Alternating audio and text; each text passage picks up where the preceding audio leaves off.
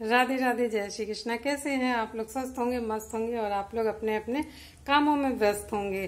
तो चलिए, अब आ रही है पितृ विसर्जन अमावस्या। तो पितृ विसर्जन अमावस्या बहुत बड़ी अमावस मानी जाती है और इस दिन हमारे पितरों की होती है विदाई। तो सभी लोग करते हैं और जितने सनातन धर्म के मानने वाले हैं, जितने लोग भी हैं, सबके यहाँ पितृ विसर्जन अमावस्या जरूर मनाई जाती होगी।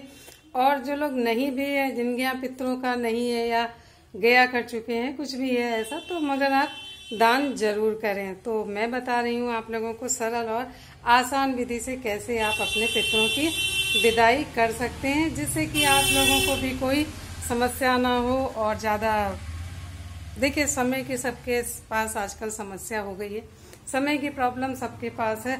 तो समय को बचाते हुए कैसे करेंगे हम अपने पितरों की विदाई, तो चलिए बताते हैं। ज़्यादा समय आप लोगों का मैं नहीं लूंगी और ब्लॉग आप लोग पूरा देखना। तो सुबह उठ के सबसे पहले आपको स्नान, पूरे घर की सफाई करनी है, स्नान करना है। दरवाजे पे सब छींटा वगैरह दीजिएगा। मैंने देहरी पूजन बताया है, तो उस तरह से आप नहीं कर सकते हैं। गोबर का लेपन नहीं, कोई बात नहीं है, हल्का सा जल का छिड़काव करें, अच्छा जरूर छिड़कें। और काला तिल और चावल और फूल वगैरह ये सब जरूर आप रख दें अपने दरवाजे के बाहर। 1 लोटा जल भर के अमावस के दिन आप सुबह जरूर रखेंगे। इतना काम तो आपको करना ही करना है। उसके बाद फिर आप लोगों को करना है अपनी रसोई में। अगर आप किसी को बुला के खिला सकते हैं तो ये तो सबसे अच्छी बात है। अगर आपको कोई नहीं मिल रहा है, कभी कभी क्या होता है, बड़े बड़े शहरों में लोग किसको ढूंढने जाएं और कहाँ क्या खिलाएं, तो इस वजह से समस्या हो जाती है कि नहीं कोई मिलता है। तो नहीं मिलता है तो उसके लिए आपको क्या करना है, पूरी कच्ची सामग्री आपको ले लेनी है। आटा, दाल, चावल और उड़द की दाल का आप जरूर दान करें, किसी भी रूप में करें। अगर आप ये तो मैं उनको बता रही हूँ जो लोग घर में नहीं कर सकते हैं, तो परेशान नहीं हो। कुछ भी आप, जितना भी सूखा सामान है, तो उड़द की दाल, चावल, इसको जरूर आप ले लीजिए। दूध, दही, आटा, सब ये सब सामग्री आप अपने उसमें जरूर शामिल करिए। और ये सब आप किसी को भी दान कर सकते हैं, मगर ये जानिए कि वो सही व्यक्ति हो, पीने खाने वाले हैं, और वैसे लोगों को आप ना दे तो अच्छा रहेगा। तो अगर मंदिर में कोई है तो जानते हो आप, तो मंदिर में दे के आइए। अगर मंदिर में नहीं है कोई, तो आप किसी ऐसे व्यक्ति को दो जो वास्तव में सही हो, मतलब आचरण का, खाने पीने वाला ना हो। क्योंकि आजकल देखिए, पीने और इसकी तो बहुत ही ऐसी हवा है कि कोई बता ही नहीं सकता है। तो इसलिए अच्छे लोग को ही आप उनका दें, क्योंकि वो जो हम दे रहे हैं वो पुरखों के निमित्त दे रहे हैं, हम कोई अपने लिए नहीं दे रहे हैं या किसी के लिए नहीं। तो उनके लिए देने के लिए हमें इस बात का भी ध्यान रखना चाहिए। और फिर जब आप घर में बना रहे हैं तो आपको क्या करना है, देखिए, बहुत से लोग तो पूरे 15 दिन ब्राह्मण को बुला के भोजन कराते हैं। तो उन्हें, जिनको आसानी से मिल जाते हैं उनके यहाँ, तो मैंने बहुत लोगों के यहाँ देखा है, नियम से रोज एक ब्राह्मण को बुलाते हैं, खाना खिलाते हैं, दान पुण्य करते हैं, और जो भी सामग्री होती है उसका वो दान करते हैं। और अगर आप जैसे रोज नहीं बुला सकते, तिथि पे भी आप भूल गए हैं, नहीं याद है, जैसे कभी हम लोग इतने बिजी हो जाते हैं तो तिथियां भी अपने पूर्वजों की भूल जाते हैं कि किस तिथि को क्या हुआ था, और तो वो कुछ भी आप नहीं कर पाए। मेरा कहने का मान है, एवरीथिंग आपने कुछ भी नहीं किया है अपने पूर्वजों के लिए, अपने जो आपके पुरखे हैं उनके लिए। तो ये पितृ विसर्जन अमावस्या सबसे अच्छी और सबसे अच्छी तिथि मानी जाएगी। अगर आप अपने पितरों के लिए उस दिन किसी को अपने घर में बुला के भोजन कराइए।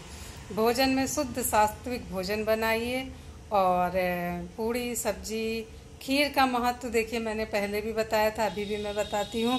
पुरखों में खीर का महत्व बहुत ज़्यादा है, बहुत ज़्यादा है। तो आप लोग खीर जरूर बनाइए। जिस दिन आप पितृ विसर्जन अमावस्या वाले दिन खीर बना के और ब्राह्मण को बुला के आप खिलाते हो, किसी को भी बुला के खिलाते हो, तो खीर जरूर बनाइए। खीर बनाइए, पूड़ी बनाइए, और उड़द की दाल के बड़े भी जरूर बनते हैं। तो आप कर सकते, मैंने आपको सरल विधि इसीलिए बताने की कोशिश करी है, जितना काम आप आसानी से कर सकते हैं। तो बड़े बनेंगे, बिना छेद के बनते हैं, और दही में नहीं पड़ेंगे, और उसमें नमक भी नहीं पड़ेगा। सिर्फ आप थोड़ी सी दाल को भिगो दीजिए और उसको फेंट लीजिए, और गोल गोल जैसे पकौड़ियाँ आप बनाते हो ना, उस तरह से बनेंगे, छेद करके उन्हें तलना नहीं है, इसका ध्यान रखिएगा। और वो बड़े गाय, कौवा और कुत्ते को खिलाए जाएंगे, वो ब्राह्मणों को नहीं खिला देना बिना नमक का। और वैसे उसको अनूठे बोलते हैं, मतलब वैसे रहते हैं, उनमें कुछ भी नहीं डलना, सिर्फ दाल को भिगो के पीस के और उनके बिना छेद के बड़े बनाने हैं। तो आप लोग समझ गए होंगे मेरी बात को, और शायद बहुत लोग जानते भी होंगे। और गाय, कुत्ता और कौवे की रोटी निकालना अमावस्या को ना भूलें। आप कच्चा भी दान कर रहे हैं, घर में खाना तो बनाएंगे ना, खाएंगे ना, तो घर में भी जो आप रोटी बनाए, गाय, कुत्ता और कौवा, कौवे के लिए आप अपनी छत पे रखाइए। आपके यहाँ कौवे नहीं आते हैं तो आप उनके निमित्त तो निकाल दिया है ना, फिर जो भी पक्षी आएगा वो खा लेगा, तो इस बात का भी आपको ध्यान रखना है। फिर आती है जब आप अपने घर में बुलाएंगे तो वस्त्र दान का भी बहुत महत्व है इसमें। अन्नदान, वस्त्र दान, द्रव्य दान, ये सब दान हमारे जो सनातन धर्म में है इनका बहुत ज़्यादा महत्व है। तो आप फिर उनको वस्त्र दान जरूर करिए। अगर आपके, देखिए मैंने आपको पहले ही भी बताया है सरल आसान तरीका कि दान की कोई सीमा भी नहीं है, और दान अपनी सामर्थ्य के अनुसार आप करिए। ऐसा नहीं है कि आपकी सामर्थ्य नहीं है और आप दान पुण्य सब कर रहे हो, तो ऐसा भी दान नहीं कोई माने रखता है। वो भी आपका दान कुछ वो नहीं है कि बाद में आप रोना रोएं कि मेरे पास तो कुछ बचा ही नहीं। तो इस बात का भी आप ध्यान रखिए कि दान की अपनी सामर्थ्य के अनुसार आप दान करें। तो जो भी आपके पास वस्त्र है, कुछ नहीं है तो एक सफ़ेद रंग का गमछा ले लीजिए, तौलिया ले लीजिए, उसका दान आप कर दीजिए अगर वस्त्र दान नहीं कर सकते हैं तो। ये सरल और आसान तरीका है पितृ विसर्जन अमावस्या, और खूब हंसी खुशी से अपने घर से जो भी बुलाया है आपने खाने पे, उनको दक्षिणा अपनी यथासंभव जितना भी हो सके दक्षिणा जरूर दें। किसी को भी भोजन कराएं, दक्षिणा आप 11 रुपए से लगा के 11,000, 11 लाख तक भी दे सकते हैं। ये सब कुछ अपनी सामर्थ्य और अपनी हैसियत के अनुसार आपको करना है। तो ये सारे साधारण काम आप लोगों को अमावस के दिन जरूर करने हैं, जरूर करने हैं, जरूर करने हैं। काला तिल आप जल में डाल के अपने पूर्वजों को दक्षिण मुख करके जल आप जरूर देंगे। तो ये सब काम आपको साधारण और सरल विधि मैंने बताई है। आई होप आप लोगों की समझ में आ गया होगा, और आप लोग पितृ विसर्जन के दिन कोई भी गलती नहीं करेंगे। सीधी और आसान सरल विधि के द्वारा अपने पूर्वजों को आप विदाई जरूर करेंगे, क्योंकि एक बार देवता नाराज हो गए तो मान जाएंगे, मगर पुरखे नाराज हो गए तो वो नहीं मानते हैं। इसलिए पितृ विसर्जन के दिन उनका खूब भर पेट उन्हें खिलाइए, पिलाइए, जल की पूरी व्यवस्था करिए, सारी व्यवस्था करिए, और उनको नतमस्तक होके विदाई करिए। और उनसे क्षमा भी अंत में जरूर मांग लीजिए कि जो भी अगर मुझसे कोई भूलवश गलती हो गई हो तो उसके लिए मैं आपकी क्षमा मांगता हूँ। क्षमा हाथ जोड़कर, कान पकड़कर मैं आपसे प्रार्थना करता हूँ कि आप अपने मेरे परिवार पर अपना आशीर्वाद बना के रखिए। तो ये कहना भी अपने पूर्वजों से बहुत ज़रूरी है, अपनी गलतियों के लिए क्षमा मांगें। और आई होप आप लोगों को मेरा ये छोटा सा प्यारा सा ब्लॉग अच्छा लगा होगा। अच्छा लगा होगा तो आप लोग लाइक करेंगे, सब्सक्राइब करेंगे और शेयर करके उन्हें भी बताएंगे जिन्हें नहीं पता है।